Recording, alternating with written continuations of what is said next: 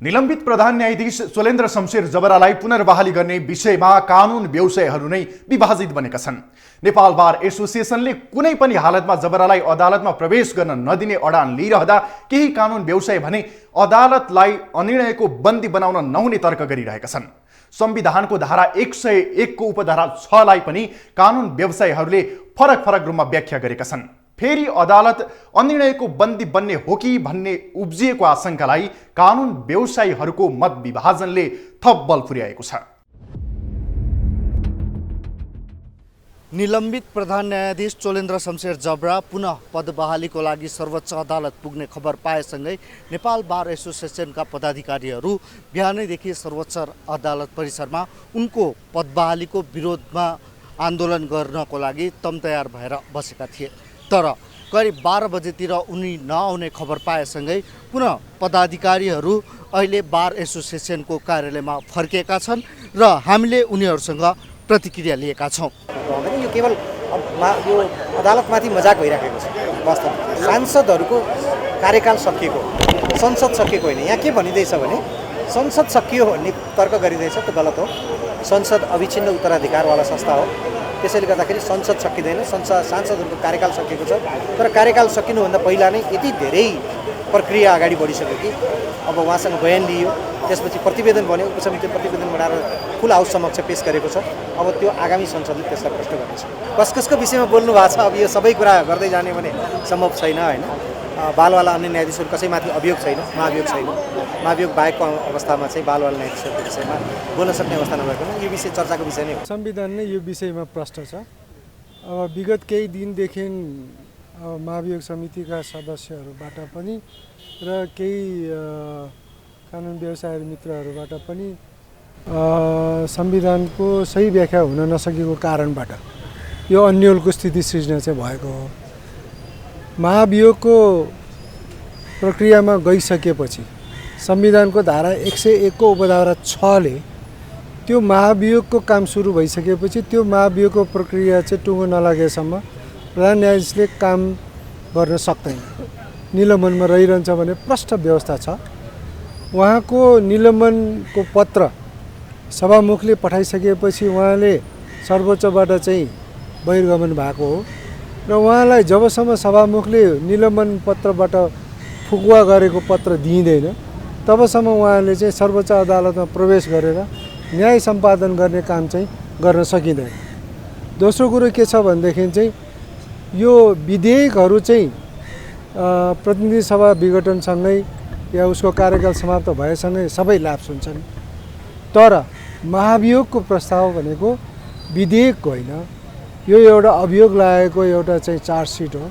त्यसले गर्दाखेरि यो चार्जसिटबाट उसले उन्मुक्ति नपाएसम्म उहाँले आफ्नो काममा फिर्ता आउने सम्भावना रहँदैन। यो अन्तर्राष्ट्रिय प्रचलनमा पनि त्यही नै छ र नेपालमा पनि त्यही नै हो र उहाँले अब फिर्ता आउने सम्भावना रहँदैन। किनभनेदेखि चाहिँ महाभियोग सिफारिस समितिले महाभियोगको आधारसहित प्रतिवेदन बुझाइसकेको अवस्थामा अब यो प्रतिवेदन नयाँ निर्वाचनबाट संसद गठन भइसकेपछि महाभियोग सिफारिस समितिले प्रस्तुत गरेको आधारसहितको महाभियोगको प्रस्ताव लाग्नुपर्छ भन्ने प्रतिवेदन पेश गरेको सन्दर्भमा त्यो प्रतिवेदन फुल हाउसमा छलफल गरेर भोटिङ नभएसम्म उहाँको निलम्बन कायमै रहन्छ। त्यसले गर्दा उहाँ आउन खोज्नु भनेको प्रधान न्यायाधीश जस्तो पदमा बसिसकेका मान्छेले संविधानको व्यवस्थालाई नबुझेर पनि बुझ पचाएर आउने प्रयास गर्नु चाहिँ बडो दुःखको कुरा हो। यो कुरा चाहिँ सम्भव छैन। यसको लागि सम्पूर्ण कानुन व्यवसायी र बालवाला न्यायाधीशहरू र कर्मचारीहरूलाई साथ दिने छैनन् भन्ने कुरामा हामी चाहिँ ढुक्क छौँ। एउटा त समितिमा फरक मत आउनु पनि चाहिँ नि राम्रो कुरा होइन। नेपाल कम्युनिस्ट पार्टी एमाले नाम गरेको पार्टीले चोलेन्द्र जस्तो भ्रष्टाचारीको पक्षलाई जोगाउनको निम्ति आलेटाले कुरा गरेर प्रक्रिया पुगेको छैन, हेर्न बाँकी छ भन्दै जालसाजी र षड्यन्त्रपूर्ण कुरा गरेर हिँड्नु गलत हो। यस्तो गर्नु राम्रो होइन र बहुमतको निर्णय लागू हुन्छ जहाँ पनि। अब ऊ मर्ने बेला भयो अनि कहिले अध्ययन गर्छ त? उसले त्यही षड्यन्त्र देखाए। आफ्नो कार्यकाल समाप्त हुने लागेर आफ्नो अब वर्चस्व केही नचल्ने भएर चोलेन्द्रलाई चोख्याउनको निम्ति एमाले खेलेको षड्यन्त्र हो, जो चाहिँ सत्य हो। महाभियोग ढिलो लगाए होइन, महाभियोग ल्याउनलाई चाहिँ अलिकति संसदले ढिलो गर्यो। त्यो ढिलो गरेको बेठिक हो, त्यो गर्न हुँदैन थियो। तर ढिलो गर्यो भनेर भ्रष्टाचारीलाई ढिलो गर्यो, प्रक्रियामा ढिलो गर्यो भनेर भ्रष्टाचारीलाई चाहिँ उन्मुक्ति दिन त मिल्दैन नि। त्यसो भएको हुनाले मेरो कुरा के छ भने भ्रष्टाचारी उन्मुक्ति हुन पाउँदैन। राष्ट्रिय सभामा जाँदैन, त्यो प्रतिनिधि सभाले हेर्छ, अब आउने संसदले हेर्छ। आवश्यक पर्यो भने अहिले पनि संसद भङ्ग भएको छैन, विघटन भएको छैन। यो संसद अहिले पनि अधिवेशन अन्त्य भएको। त्यसकारण यति कुरा पनि नबुझिया जस्तो गरी मान्छेले बुझाउँछन्। अधिवेशन आवश्यक पर्यो भने त एक चौथाइले फेरि बोलाउन सक्छ, 15 दिनभित्र अधिवेशन बस्छ। त्यसकारण त्यो गर्नु पनि परेन। अब अधिवेशन बस्दैन। अब आउने निर्वाचनबाट नयाँ आएको फ्रेस चाहिँ नि संसदले अब हेर्छ। कतिपय कानुन व्यवसायीले भने संविधानको धारा 101 को उपधारा 6 अहिलेको अवस्थामा निष्क्रिय भइसकेको तर्क गर्दै प्रधान न्यायाधीशको पुनर्बहालीको माग गरेका छन्। 101 को 6 ले भनेको कुरा चाहिँ जुन कुरा महाभियोग लागिसकेपछि यो महाभियोगको सन्दर्भमा यसको फैसला किनारा नभएसम्म चाहिँ प्रधान न्यायाधीशले आफ्नो अधिकार र कर्तव्यलाई प्रयोग गरी आफ्नो काममा फर्किन नपाउने भन्ने खालको चाहिँ व्यवस्था हो। तर यो संविधानको धारा 106 को व्यवस्था चाहिँ अब अहिले चाहिँ छ कि छैन भन्ने विषयमा हेर्नुपर्ने कुरा हो हैन। यसरी हेर्दै गर्दाखेरि चाहिँ के देखिन्छ भने धारा 101 को 6 चाहिँ जुन अहिले व्याख्या गरिरहेछन् धेरै कानुन व्यवसायी वरिष्ठज्यूहरूले गरिराख्नु भएको छ, त्यो चाहिँ कति न्यायोचित र कति र्यासनल छ भन्ने कुरा पनि त्यतिकै जजमेन्ट गर्नुपर्ने हुन्छ। जुन 101 को 6 लाई हामीले हेर्दै गर्दाखेरि यो अहिले त्यो अनुसार चाहिँ आउन नपाउने भन्ने किसिमको जुन घेराबन्दी गरिरहेको छ, जुन कुरा भइरहेछ अहिले के अरे चाहिँ जबरामाथि जुन किसिमको चाहिँ आतङ्कवाद सिर्जना भइरहेछ, यसले प्रष्ट न्यायालयमाथि चाहिँ एक्जिक्युटिभको हैन एउटा सरकारको एउटा गिद्धे नजर छ र सरकारले त्यो एउटा पिजडामा राखेर चाहिँ न्यायालयलाई आफ्नो पकेटमा राखेर चलाइरहेको छ भन्ने किसिमको चाहिँ सन्देश दिइरहेको छ। किनभने त्यो 101 को 6 चाहिँ कसरी पनि लागू हुँदैन भने अब अहिले जुन कारबाही गर्ने निकाय र अनुसन्धान गर्ने निकाय, त्यो प्रोसिडिङ सुरु गरेर अन्त्य गर्ने निकाय नै आफै अन्त्य भइसकेको छ भने, त्यो अन्त्य भइसकेको छ भने यसको त औचित्यता नै छैन। औचित्यता नै समाप्त भइसकेपछि त यतिखेर त तपाईँको के छ भने डक्ट्रिन अफ नेसेसिटी अनुसार चाहिँ यतिखेर त सिजेको चाहिँ स्वतः फेरि चाहिँ पद बहाली हुने भन्ने कुरा त अटोमेटिकली इम्प्लाइड फर्ममा बुझ्नुपर्छ। कानुनलाई धेरै हामी एज इट इज एक्सप्रेस भएको आधारमा मात्र होइन कि यसको तपाईँको golden rule of interpretation, literal interpretation, कन्स्टिट्युसनको चाहिँ पर्पजफुल इन्टरप्रिटेसन यसरी व्याख्या गरिन आवश्यक छ। त्यसले गर्दाखेरि कानुन कहिले पनि भ्याक्युममा जाँदैन हैन। त्यसो भएको हुनाले अब यो भ्याक्युमको स्थिति चाहिँ क्रिएट गरेर सरकारले जुन किसिमको ताण्डवता, जुन किसिमको पावर, जुन किसिमको शक्ति र स्रोत साधनको दुरुपयोग गरेर जनताको चाहिँ मौलिक अधिकारमाथि धावा बोलिरहेको छ, यो त एकदमै दुर्भाग्यपूर्ण कुरा हो। यसले चाहिँ एउटा खतराको घन्टी बजाइरहेको अवस्था हो। किनभनेदेखि संविधान सभा के अरे चाहिँ प्रतिनिधि सभा नै अन्त्य भइसकेको छ। अन्त्य भएर हिजो 1 बजेको समयदेखि अन्त्य भइसकेपछि त यसको औचित्य त समाप्त भयो। जो तपाईँको चाहिँ कारबाही र प्रोसिडिङ सुरु गर्ने प्रमुख निकायकै नै अन्त्य भइसकेपछि अब यो कारबाही अगाडि बढ्ने भन्ने कुरा त आएन नि, आयो त आएन।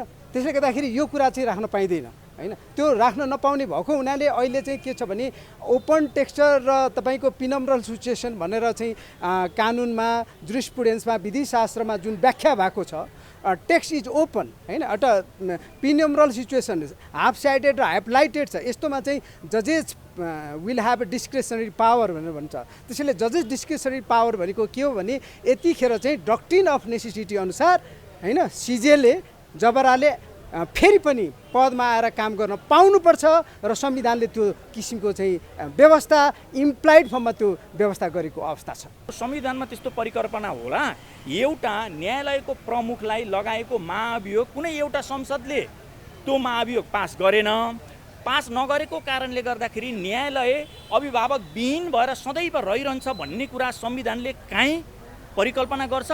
त्यसैले त्यो भनेको छ, तर त्यो भनेको के हो भन्दाखेरि यो मौजुदा संसदले महाभियोगको प्रस्तावलाई पास वा फेल नगरुन्जेलसम्म वा त्यो नहुन्जेलसम्म मात्र भन्ने हो। अब तपाईँ एउटा म तपाईँलाई उदाहरण भन्ने हो, अब आउने मङ्सिर 4 गते निर्वाचन भएर आउने संसद 84 सालसम्मको लागि हो। 84 सालसम्मको संसदले पनि यो महाभियोगको बारेमा केही गर्न सकेन, पास वा फेल गर्न सकेन। त्यस पछाडि फेरि 84 पछाडि हुने 85, 86, 87, 88, 89 वा 90 सालसम्मको संसदले पनि गर्ने, वा त्यस पछाडि अर्को सेन्चुरी लाग्ने भयो। यो अनन्तका त्यस्तो परिकल्पना संसदले, यो गलत व्याख्या हो हेर्नुहोस्। त्यसैले त्यस्तो किसिमको गलत व्याख्या त्यो संविधानमा भएको व्यवस्थालाई त्यहाँ कोड गरेर केही पनि भनेको छैन। मात्र भनेको के हो भन्दाखेरि कारबाही नहुन्जेलसम्म भन्नुको मतलब जसले महाभियोग लगाएको छ त्यो महाभियोग लगाउने निकाय संसद, त्यो संसदले कारबाही नगरुन्जेलसम्म भनेको। अब कारबाही गर्ने अर्थात् महाभियोग लगाउने निकाय नै आफै डिजल्भ भइसके पछाडि त्यो त सकेन, त्यो असक्षम भयो नि त। त्यो निकाय भने त्यो कारबाही गर्ने निकाय असक्षम हुनुको मतलब उसलाई कारबाही योग्य छैन भन्ने पनि हो। त्यस कारणले गर्दा त्यसको गलत व्याख्या त्यसरी गर्नु हुँदैन र कानुनै पढ्नु पर्दैन, संविधानै पढ्नु पर्दैन। एउटा सामान्य ज्ञान भएको मान्छेले एउटा महाभियोग न्यायालयको अभिभावकलाई अनन्तकालसम्म चाहिँ त बाहिर बस र अभिभावकविहीन बना न्यायालयलाई भन्ने परिकल्पना संविधानले गरेको हुन्छ। यो बिल्कुल होइन, त्यो गलत व्याख्या। हाम्रो चाहिँ पार्लियामेन्टले चाहिँ निलम्बित प्रधान न्यायाधीशको चाहिँ फैसला गर्न सकेन, निर्णय दिन सकेन र संसद पनि हिजो अस्तिबाट चाहिँ बन्द भइसकेको अवस्थामा उहाँको चाहिँ महाभियोग चाहिँ पारित हुने अवस्था देखिएन। पारित हुने अवस्था नदेखिएपछि एउटा न्यायिक हिसाबले हेर्दाखेरि, फौजदारी न्यायको हिसाबले हेर्दा पनि चोलेन्द्र शमशेरलाई न्यायालयमै आउन त रोक्न सकिँदैन। तर नैतिकताको इस्युले चाहिँ कानुन त उहाँ न्यायालय आउन सक्नुहुन्छ, किनभने उहाँको विषयमा उहाँलाई जुन आरोप लगाइएको थियो त्यो आरोप प्रमाणित हुन सकेन। त्यसको विषयमा संसदले निर्णय दिन सकेन। संसदले निर्णय दिन नसकेपछि संविधानमा चाहिँ उहाँलाई चाहिँ न्यायालयमा प्रवेश रोक गर्न सक्ने प्रावधान हामीसँग छैन। त्यो नभएको हुनाले नैतिकताको हिसाबले एउटा चाहिँ संवैधानिक निकायको प्रमुख भएर बसेको, न्यायालयको चाहिँ प्रमुख भएर बसेको मान्छे महाभियोग लगाइसकेपछि नैतिकताको हिसाबले पनि राजीनामा दिनुपर्छ अथवा न्यायालयमा चाहिँ बिदामा बसेर भए पनि न्यायालयमा आउनु हुँदैन भन्ने चाहिँ बारको धारणा हो। जस्तै बारले पहिला पनि विरोध गर्यो होइन, तपाईँहरूले विरोध गर्नुभयो, महाभियोग लगाइयो, तर त्यो महाभियोग पनि पास हुन सकेन। अब नैतिकताकै प्रश्न उठ्ने हो भने त पूर्व पदाधिकारीहरूमाथि बारको तथा अन्यलाई पनि त्यो प्रश्न उठेको छ। यसरी नैतिकताकै कुरालाई लिएर न्यायालयलाई अनिर्णयको बन्दी बनाउनु चाहिँ कहाँसम्मको जायज जस्तो लाग्छ तपाईँलाई? जस्तो त्यस कुरामा के हुन्छ भने हामी फौजदारी न्याय प्रणालीमा तपाईँले भनेको कुरा जस्तै आरोपीले पोलेको मानिसहरूमाथि पनि छानबिन हुनुपर्छ। हामीले कुनै पनि फौजदारी चाहिँ मुद्दा भयो भने आरोपीलाई चाहिँ समातेर ल्याइसकेपछि उसले मैले फलानु पनि संलग्न छ भनेर भन्यो भने ती पोलिएका मान्छेहरूको पनि बयान नभइकन चाहिँ उसको चाहिँ मुद्दामाथि फैसला दिन मिल्दैन। अहिलेको समस्या के हो भने सर्वोच्च अदालतले अस्ति विज्ञप्ति निकालेरै चोलेन्द्र शमशेरले पोलेका न्यायाधीशहरूलाई चाहिँ बयानको लागि पठाउन सक्दिनँ भनिसकेपछि, बनाउन मिल्दैन भनेर चाहिँ विज्ञप्ति जारी गरिसके पछाडि अब उहाँले पोलेको मान्छेले चाहिँ बयान दिन नसक्ने हो भने उहाँलाई लागेको आरोप चाहिँ प्रमाणित हुने अवस्था देखिँदैन। फौजदारी न्यायको हिसाबले त्यसको चाहिँ डिक्लेयर गर्नु पनि हुँदैन। त्यो अवस्थामा उहाँलाई लागेको आरोप प्रमाणित भएन भने त नैतिकताको प्रश्न पनि उठाउन नमिल्ला नि। अहिले उठेको नैतिकताको प्रश्न मात्रै हो। एउटा संस्थाको प्रमुख भएर बसेको मान्छेले त्यो संस्थामा त करप्टेड छस्, न भ्रष्ट छस्, न काम नलाग्ने छस् भनेर आरोप आएर बारले चाहिँ 109 दिनको चाहिँ आन्दोलन गरेर चाहिँ संसदबाट चाहिँ महाभियोग प्रस्ताव पेश भइसकेको र संसदमा पनि उहाँको बयान लिइसकेको अवस्थामा उहाँले आफ्नो नैतिकताको हिसाबले प्रवेश नगर्नु उपयुक्त हुन्छ। तर यहाँ मेरो जिज्ञासा, तर यस्तो प्रवृत्तिले त भोलिको दिनमा प्रधान न्यायाधीश बारले आरोप लगाइदियो भने जुनसुकै प्रधान न्यायाधीशलाई पनि त्यो नैतिकताको हिसाबले राजीनामा दिनुपर्ने किसिमको नजिर पनि त बस्न जान सक्छ। वा केही व्यक्तिकै जुन अहिले पनि चर्चामा भयो, वा केही व्यक्तिकै हालिमुहाली हुँदाखेरि भोलिको दिनमा हरेक प्रधान न्यायाधीशमाथि जसमाथि रिस उठ्यो त्यही माथि चाहिँ नैतिकताको प्रश्न उठाइदिँदाखेरि चाहिँ के हुन्छ? त्यसले त नकारात्मक सन्देश जाँदैन र? तपाईँले उठाएको कुरामा चाहिँ हाम्रो संविधानमा भएको त्यो एउटा लुप होल्स हो, हामीले स्वीकार गर्नुपर्छ। हामीले 2072 सालको नेपालको संविधानमा चाहिँ संवैधानिक निकायमा बस्ने, खास गरेर चाहिँ न्यायालय, सेना जस्ता क्षेत्रमा चाहिँ अरू निकायले चाहिँ अनुसन्धान अनुगमन गर्न नपाउने प्रबन्ध छ। त्यो कुराले जस्तो चोलेन्द्र शमशेरले भ्रष्टाचार गरेको हो भने पनि उहाँमाथि उहाँलाई चाहिँ अनुसन्धान गर्न सक्ने अख्तियार छैन। त्यस्तो अवस्थामा चाहिँ संविधानमा भएको त्रुटिलाई लिएर संविधान चाहिँमा व्यवस्था नगरिकन आरोप भएको हो। योभन्दा पहिला पनि सुशीला कार्कीमाथि आरोप लागिएको थियो, त्यो पनि प्रमाणित हुन सकेन। त्यो अवस्थाले चाहिँ तपाईँले भने जस्तो यो चाहिँ बुढी मर्ने भन्दा पनि काल पर्केको अवस्था चाहिँ पक्कै हो। करिब 7 महिना अगाडि तत्कालीन प्रधान न्यायाधीश चोलेन्द्र शमशेर जबरामाथि नेपाल बार एसोसिएसनले विभिन्न आरोपहरू लगायतसँगै सर्वोच्च अदालतमा विवाद सुरु भयो। विवाद समाधानका लागि संसदको ढोका पटक पटक ढकढकाइयो र अन्ततः संसदले प्रधान न्यायाधीश चोलेन्द्र शमशेर जबरामाथि महाभियोग पनि लगायो। तर अहिले संसदले समेत स्पष्ट विवादको समाधान दिन सकेन। यो सँगै फेरि विवाद उत्कर्षमा पुगेको छ। अब अदालत निर्णयको बन्दी कहिलेसम्म हुने हो यसको स्पष्ट जवाफ कसैसँग छैन।